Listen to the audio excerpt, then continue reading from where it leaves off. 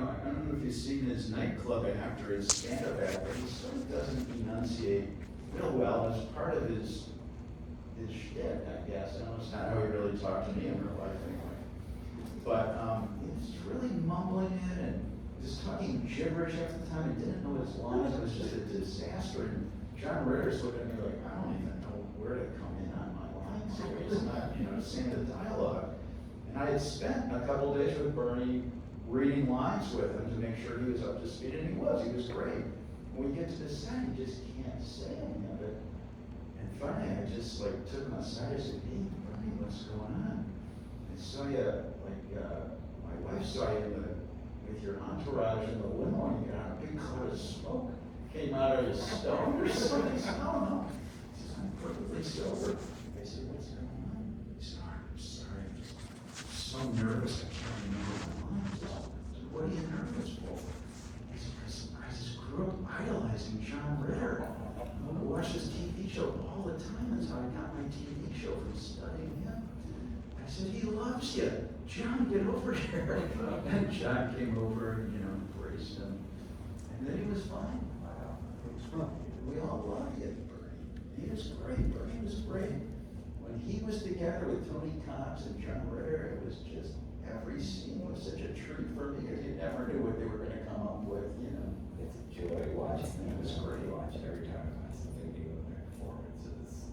So Cloris Leachman was great too. I just completely forgot the fact that she's at the very beginning of Kiss Me Dead, one of my favorite films. I should have asked her about it. And this, in my own defense, I was pretty busy. She was great. That scene where she's dead, took out her teeth and all. She had zero vanity. She wanted to play a lot of scenes naked. I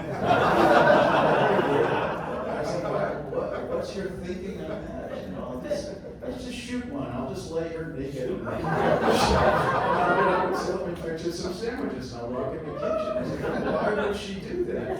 This character said, well, my aunt had Alzheimer's. And I think this character has dementia Alzheimer's, and she did that. She would take her clothes off. I said, yeah, but it is a comedy, Cloris, and they're going to be laughing for the wrong reasons, I'm thinking. But I said, it's not every person with Alzheimer's does that. It's not, so I'd be a little weird. So how would I just do it with the robe open and I have no clothes on the robe?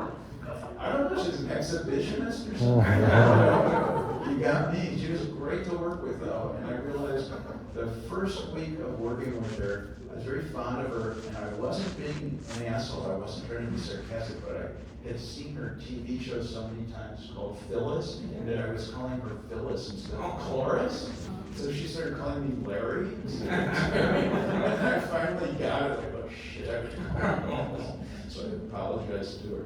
She said, you know what you can do instead of an apology? You can write me some more fucking lines instead of, can you fix me some sand? I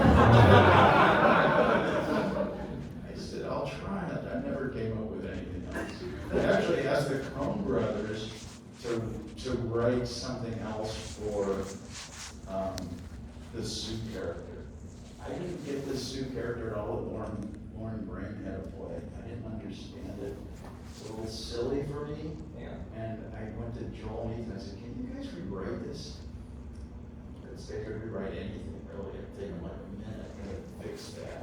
And he said, nah, it's fine. I just don't get it. It's not grounded in sort of truth. Why is she an info? What's the deal? And my wife added something. I had to rewrite some other scenes, and she added something like, I don't know, she put in something about her being like her father was Jewish, or his dad in there, I don't know, something like that. My wife added a lot of warmth to the script. She wrote the most moving scene to me in the whole film, where the kid has this report card, and Santa says, I'm living fucking proof there is no Santa Claus. And the kid says, I know you're not Santa, I just thought, maybe you want to give me a present because we're friends. And he sort of walks off sad. I thought that was really great. That scene originally ended in a really cold way, where Santa just blows the kid off, takes a bottle of vodka and exits, and leaves Louie standing there. It's brutal.